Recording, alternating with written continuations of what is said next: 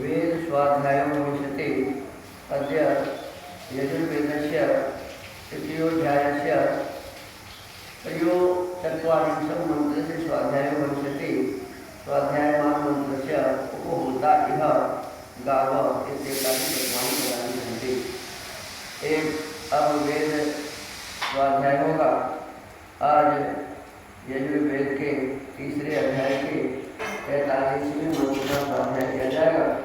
स्वाध्याय किए जाने वाले मंत्र के उपभूता यह गावों ये प्रारंभिक पद हैं।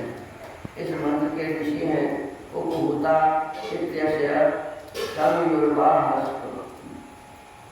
सर्वयुर्बारहस्पति ऋषि वास्तुपति देवता ज्योति छंद अनुसारा स्वरा पुनः सकीर्षा संपादनीय।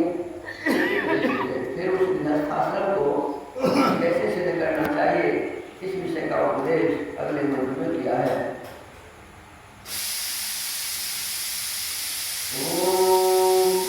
उपभूता इह गाव उपभूतो अजावयः अथो अन्नस्य कीलाल उपभूतो गृहेषुनः क्षेमाय वा शान्ते प्रपद्ये शिवं सदमं संयोः संयोः। पदार्थ यह इस गृहस्थाश्रम व संसार में वह तुम लोगों के शांति सुख न हम लोगों की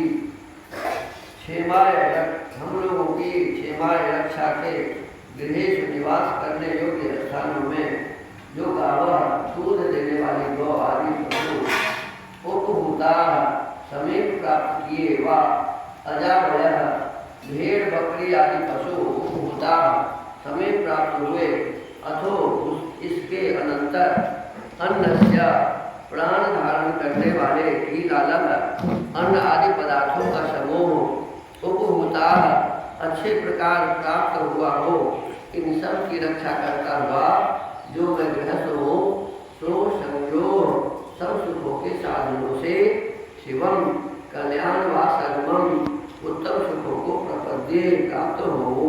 भावार्थ गृहस्थों को योग्य है कि ईश्वर की उपासना व उसकी आज्ञा के पालने से गौ हाथी घोड़े आदि पशु तथा खाने पीने योग्य स्वादु भक्ष्य पदार्थों का संग्रह कर अपनी व औरों की रक्षा करके विज्ञान धर्म विद्या और पुरुषार्थ से सब लोग व परलोक के सुखों को सिद्ध करें। क्योंकि कितना सुंदर आदेश परमात्मा ने हमें दिया है ताकि हमें सबसे पहले ईश्वर की उपासना करनी चाहिए। हम मनुष्य इसीलिए ताकि जितने भी जीव संसार में है कोई भी भक्ति नहीं कर सकता। गाय बैल भैंस घोड़ा आदि कोई भी भक्ति नहीं कर सकता। भक्ति केवल मनुष्य ही कर सकता है और मनुष्य तन पाकर यदि भक्ति नहीं किया तो ये बेकार हो गया, महती भी नष्ट, बहुत बड़ा नुकसान है। तो जो व्यक्ति इस बात को नहीं समझता उसका जीवन व्यर्थ है। कहते हैं सबसे पहले ईश्वर की उपासना हमें करनी चाहिए। ईश्वर की उपासना अर्थात कहते हैं कि उसी की आज्ञा पालने में, लेकिन परमात्मा जो जो आदेश हमारे लिए दिए हैं वह काम हमें करना चाहिए और जो आदेश परमात्मा ने नहीं दिया है मना किया है वह काम हमें नहीं करना चाहिए। वेद में आदेश है कृषि प्रत्येक गृहस्थ को खेती करनी चाहिए। तो खेती करना हमारे लिए धर्म है, लेकिन चाहे मां हिंसी किसी को मारना नहीं चाहिए, हत्या नहीं करनी चाहिए। अब बहुत सारे लोग की व्यापार ही है मछली को मारने का, बकरी को मारने का। ये मनुष्य का काम नहीं है, ये राक्षसों का काम है। ये जो काम कर रहे हैं वेद के आदेश से विरुद्ध काम कर रहे हैं, अधर्म कर रहे हैं। आने वाले समय में इन्हें मनुष्य का जीवन फिर मिलने वाला नहीं है। तो कहते हैं जो काम जुआ खेलने के लिए परमात्मा ने मना किया है, शराब पीने के लिए, गांजा भांग पीने के लिए परमात्मा ने वेद में मना किया है। किसी भी प्रकार के नशा से हमें दूर रहने के लिए परमात्मा ने हमें कहा है, तो हमको आपको इस नियम का पालन करना चाहिए। आज परमात्मा की आज्ञा के पालन से कभी गौ, हाथी, घोड़े आदि पशु का पालन करना चाहिए, उसके भोजन की व्यवस्था करना चाहिए। खाने पीने के लिए अनेक प्रकार के स्वादों जो भोज्य पदार्थ हैं उसको हमें एकत्रित करने चाहिए, उसका संग्रह करना चाहिए और इससे स्वयं अपनी भी रक्षा करनी चाहिए और दूसरों को भी रक्षा करनी, अपनी भी और दूसरों को भी रक्षा करनी चाहिए। फिर विज्ञान, धर्म, अनेक प्रकार के ज्ञान विज्ञान से युक्त होना चाहिए। हमेशा अपने तन मन को धर्म काम में लगा के रखना। देखिए मनुष्य के लिए 4 पुरुषार्थ बताया है, उसमें सबसे पहला पुरुषार्थ है धर्म। सबसे पहला पुरुषार्थ क्या है? धर्म।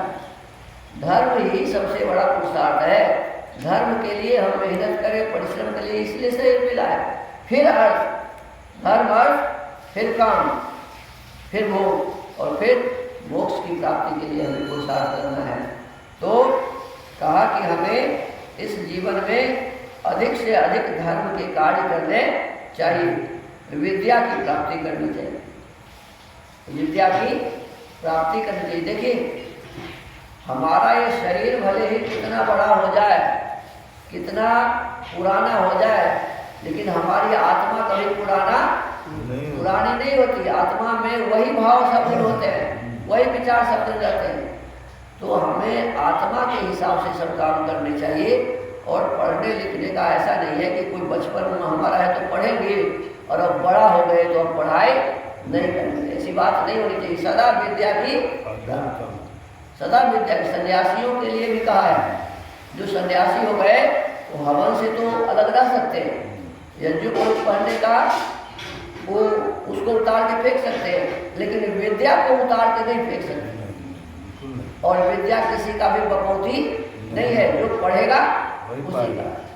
तो कहते हैं विद्या और पुरुषार्थ से सब लोगों का उपकार, सब लोग कमा परलोक के सुखों को सिद्ध करें। इस संसार में जो सुख है उसे भी प्राप्त करें और इसके बाद जो परम ब्रह्म परमेश्वर का आनंद है उसको भी हमें प्राप्त करना चाहिए, है परलोक का सुख। किसी भी पुरुष को आलस्य में नहीं रहना चाहिए, ये सबसे बड़ा शत्रु है।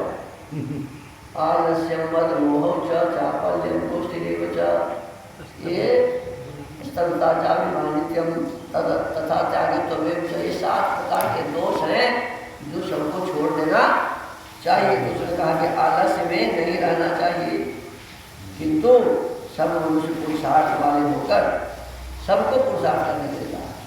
धर्म से चक्रवर्ती राज्य आदि धनों को संग्रह कर, धन तो संग्रह करना चाहिए लेकिन सब लगा दिया धर्म से, माने धर्म पूर्वक, धर्म से कमाया किसी का पॉकेट काट के नहीं, संग्रह करना किसी को ठग के नहीं, चोरी घुसखोरी करके नहीं, कैसे धर्म पूर्वक धन का संग्रह करके हमें चक्रवर्ती राजा बनना चाहिए और उनको अच्छे प्रकार रक्षा करके जिस धन को हमने कमाया है उसकी रक्षा भी होनी चाहिए। देखिए हम धन तो कमाए लेकिन कमा के आता है लोग रिक्शा चला के और रास्ते में ही 200 रुपया चढ़ा लेता है, मैंने उसे कमाए हुए धन की रक्षा करना नहीं आता। तो उस धन की रक्षा करके उत्तम सुखों को प्राप्त हो, धन की जो रक्षा करेंगे ना तभी समय पर हमारे लिए उपयोगी होगा, नहीं तो ऐन मौका पर जब हमारे सुख का समय आएगा तो हमें पैसे ही नहीं रहेंगे। कहते सुखों को प्राप्त हो, इससे अन्यथा मनुष्यों को न बरतना चाहिए और भी कोई गलत काम हमें नहीं करना चाहिए, क्योंकि अन्यथा बरतने वालों को सुख कभी नहीं होता, इसके विपरीत चलने वालों को कभी भी सुख नहीं होता। हमने कहा कि पुरुषार्थ करो, धन कमाओ, लेकिन धन मेहनत से कमाओ, परिश्रम से कमाओ, किसी का गला घोट करके, गला काट करके धन मत कमाओ और अनेक प्रकार की विद्या आदि को प्राप्त करो, खाने योग्य भोज्य पदार्थों का ग्रहण करो और हमेशा परमात्मा की आज्ञा पालन में तत्पर रहो। तो ये वेद के आदेश थे, हमें नियमित रूप से इस आदेश का पालन करना चाहिए। तो